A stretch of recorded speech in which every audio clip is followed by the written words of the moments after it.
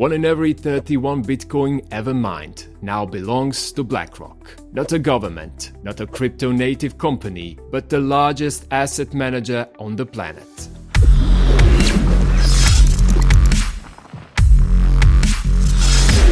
Welcome back to Captain Allcoin. Today we're talking about BlackRock and whether their growing role in Bitcoin is something to celebrate or something we should maybe be a bit more skeptical about. Here's what we know. The data from CryptoRank and BitcoinTreasuries.net shows that BlackRock's iShares Bitcoin Trust now holds over 667,000 Bitcoins, or 3.18% of Bitcoin's total supply. In fact, with owning 1 in every 31 Bitcoins ever mined, BlackRock now holds a slice of Bitcoin's supply that's hard to ignore. That's more than MicroStrategy, which has been buying Bitcoin since 2020 and holds 582,000 of Bitcoins now. It's more than the United States government, which holds around 198,000. More than other major players like Fidelity, Grayscale, even China and the United Kingdom. They've become the top Bitcoin holder in under 2 years. And they've done it quietly without trying to dominate headlines or attack retail interest. But here's the thing, when one of the world's most powerful institutions starts locking up scarce asset like this, it's worth asking why. BlackRock isn't new to markets. They are not trying to reinvent the wheel. They are just doing what they've always done.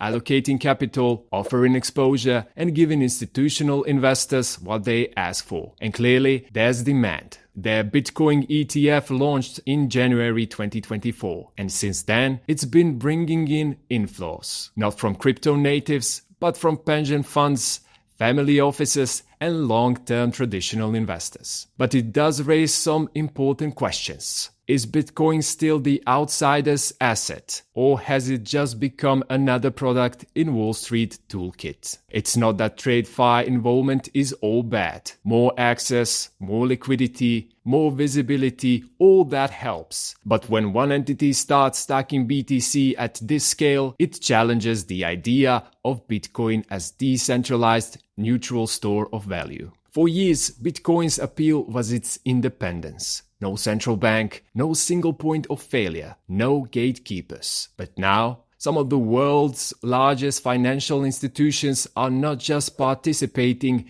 they are accumulating. And not just a little, they are buying hundreds of thousands of coins. That brings up a simple but important question. If institutions like BlackRock continue down this road, who's really in control of Bitcoin's future? Does it still represent freedom from the system, or is it slowly being absorbed by it? This isn't to sound an alarm, don't get me wrong, but it's smart to stay alert these days. Not just to the upside, but to how the game might be changing. But here's my view. This was always going to happen. Institutional involvement was inevitable. It's part of Bitcoin growing up, moving from a niche asset into a globally recognized store of value. And for retail investors, that's not a reason to panic. It's a reason to stay focused, because the window is still open. You can still buy Bitcoin directly, hold your own keys, and own a piece of something that institutions are just beginning to understand.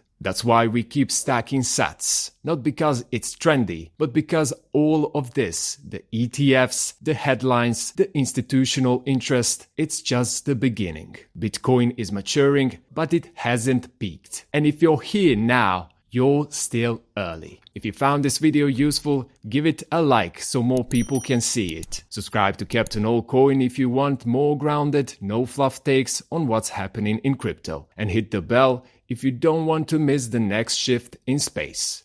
Thanks for watching. See you in the next one.